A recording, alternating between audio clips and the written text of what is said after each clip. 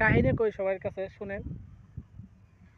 আমার বন্ধুর ইমোতে একদিন একটা মেয়ে কল দিছে। তো সে 5 মিনিট কথা বলছে মেয়েটার সাথে, বারবার দিয়ে গেছে, ঠিকানা দিয়েছে, বাড়ি কোন জায়গা।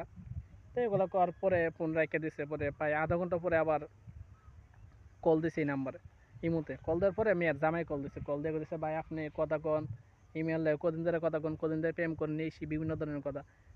তে যাই হোক, কইছে পরে আপনি প্রেম করেন ইত্যা করে সেতে বললো গে মনে হয় ঝগড়া করছে, গেছে গা। পরের দিনকে মায়া কল দিছে, কল দেওয়া কইলে ইমন মন আমার বাড়িতে গেছে, পাই গেছে গা, আয় না, ঠিক আছে।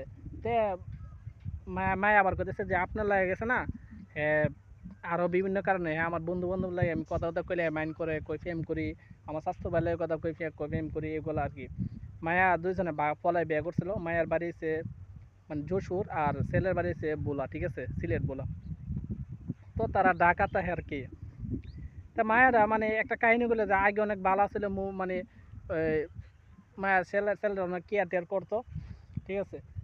তে কেয়ার টেয়ার করতো, অনেক আদর করতো। কিন্তু মায়েরা যখন এই সময় মায়েরা মোবাইলটা চালানো আর কি, যতটুকু বুঝলাম আর কি। তা মায়েরা করলে হঠাৎ করে মায়েরা গান মেসে ধরেছে জামাইটা আর কি। মানে জামাইও একটা গার্মেন্টসের কাজ করে, আর একটা কোম্পানির কাজ করে, আর মায়েরা গার্মেন্টস জ্বালাইছে।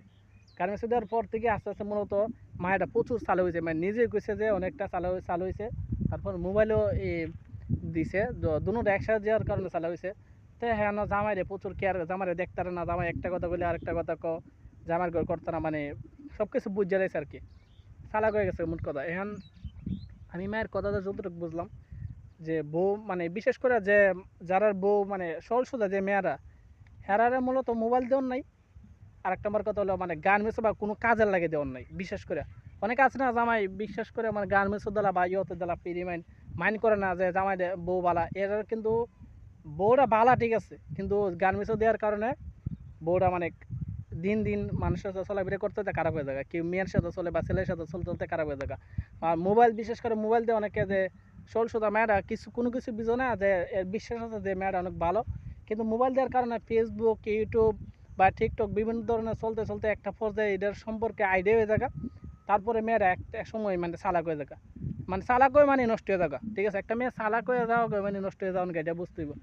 এই জন্য মানে আমি মনে করি যে যারা সরল সোজা মেয়েরা আছে, মানে জ্ঞানটা একটু কম, ঠিক আছে, যে এরারে সরল সোজাভাবে রাখাটাই ভালো। কারণ আপনার জীবন সুন্দর হইব।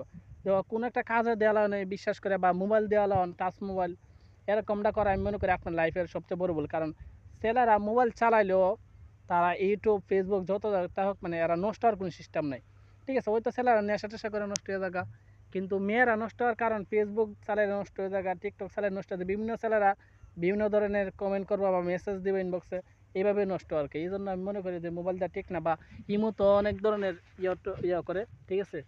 তো এইভাবে নষ্ট হয়ে থাকে। আমি মনে করি যে সহজ যে মেয়েরা আছে এরা মোবাইল দেওয়ার একদম উচিত না আর কি। আর যেহেতু ব্যক্তিগত ব্যাপার, আমার মতে যে রায় আমি কইলাম আর কি সবার কাছে।